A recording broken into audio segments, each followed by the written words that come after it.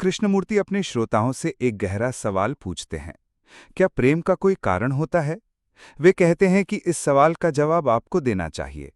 वे श्रोताओं से कहते हैं कि इसे बहुत ध्यान से देखें, समय लें और इसमें बहुत सावधानी से जाएं। वे समझाते हैं कि जैसे बुद्धिमत्ता का कोई कारण नहीं होता, इसीलिए ये ना आपकी बुद्धिमत्ता है, ना मेरी बुद्धिमत्ता है। ये सिर्फ बुद्धिमत्ता है। ये प्रकाश की तरह है। जहाँ प्रकाश है वहाँ ना आपका प्रकाश है ना मेरा प्रकाश है। सूरज ना आपका है ना मेरा है। ये सिर्फ प्रकाश है, गर्मी है, प्रकाश की स्पष्टता है। तो क्या प्रेम का कोई कारण है? अगर नहीं है, तो प्रेम और बुद्धिमत्ता साथ साथ चलते हैं। कृष्णमूर्ति पूछते हैं कि क्या आप इसे समझ रहे हैं? वे एक उदाहरण देते हैं, जब कोई अपनी पत्नी से या अपनी प्रेमिका के कहता है मैं तुमसे प्रेम करता हूं, तो इसका क्या मतलब है? या जब कोई कहता है मैं भगवान से प्रेम करता हूं, तो क्यों कहता है? कृष्णमूर्ति बताते हैं कि आप उस पक्षी के बारे में कुछ भी नहीं जानते, फिर भी आप उससे प्रेम करते हैं। ये इसलिए होता है क्योंकि डर होता है, सुरक्षा की मांग होती है, परंपरा का भारी बोझ होता है, किताब में लिखा होता है, यह आपको आराम देता है। इसीलिए आप कहते हैं मैं भगवान में विश्वास करता हूं। लेकिन अगर कोई डर ना हो और ये पता चल जाए कि बुद्धिमत्ता ही पूरी सुरक्षा है और प्रेम कुछ ऐसा है जो सभी कारणों से परे है, जो व्यवस्था है, तब ब्रह्मांड खुल जाता है, क्योंकि ब्रह्मांड व्यवस्था है। इसके बाद कृष्णमूर्ति बुद्धिमान रिश्ते के सवाल पर आते हैं। वे कहते हैं कि ये सोच का रिश्ता नहीं है, अपनी छवि के साथ। वे इस विषय में और गहराई से जाते हैं। वे बताते हैं कि हमारे दिमाग यांत्रिक होते हैं। यांत्रिक मतलब दोहराव वाला, कभी आज़ाद ना होना, उसी क्षेत्र में संघर्ष करना, ये सोचना कि वो आज़ाद है जब वो उसी क्षेत्र से एक कोने से दूसरे कोने में जाता है। ये चुनाव है, और ये सोचना कि चुनाव ही आज़ादी है, जो दोहराव है।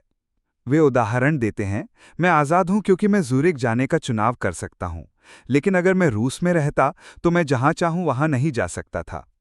कृष्णमूर्ति समझाते हैं कि जो दिमाग समय के साथ विकसित हुआ है, वो ना आपका है ना मेरा है, ये सिर्फ दिमाग है। और ये दिमाग युगों के दौरान, परंपरा के कारण, शिक्षा के कारण, अनुकूलन के कारण, समायोजन के कारण यांत्रिक हो गया है। आप इसे खुद में देख सकते हैं। हो सकता है दिमाग के कुछ हिस्से आज़ाद हों, लेकिन हम नहीं जानते। वे चेतावनी देते हैं कि ये दावा ना करें, ये ना कहें कि हाँ मेरा एक हिस्सा आज़ाद है। ये अर्थहीन है। लेकिन तथ्य ये है कि दिमाग यांत्रिक, पारंपरिक, दोहराव वाला हो गया है, जिसकी अपनी बुद्धिमत्ता है, इसकी अपनी चालाकी है, समायोजन की अपनी क्षमता है, पहचानने की क्षमता है। लेकिन ये हमेशा एक सीमित क्षेत्र में होता है, क्योंकि सोच खुद खंडित है और सोच का घर दिमाग में है, कोशिकाओं में है। वैज्ञानिक भी यही बात अलग शब्दों में कह रहे हैं। अब दिमाग यांत्रिक हो गया है। मैं ईसाई हूं, मैं हिंदू हूं, मैं विश्वास करता हूं, मुझ में श्रद्धा है और मुझ में श्रद्धा नहीं है, मैं ईसाई नहीं हूं। ये सब दोहराव की प्रक्रिया है, जो एक प्रतिक्रिया की दूसरी प्रतिक्रिया है, जो यांत्रिक है।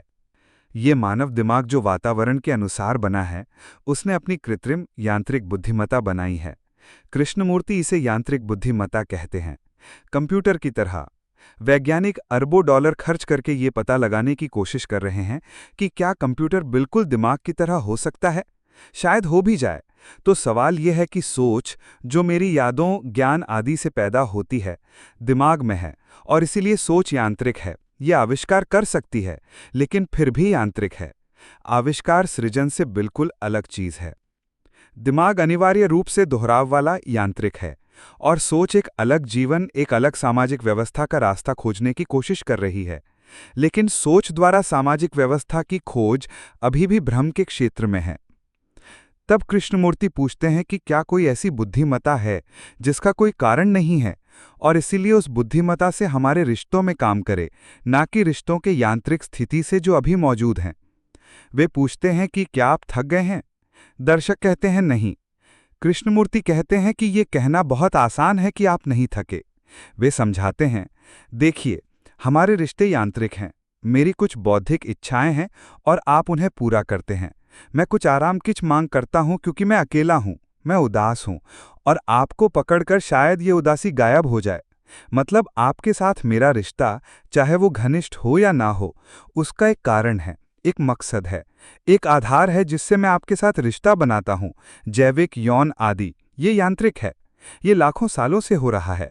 मतलब औरत और मर्द के बीच संघर्ष है, निरंतर लड़ाई है, हर कोई अपनी राह पर चल रहा है, कभी मिलते नहीं, दो रेल की पटरियों की तरह जो कभी नहीं मिलती।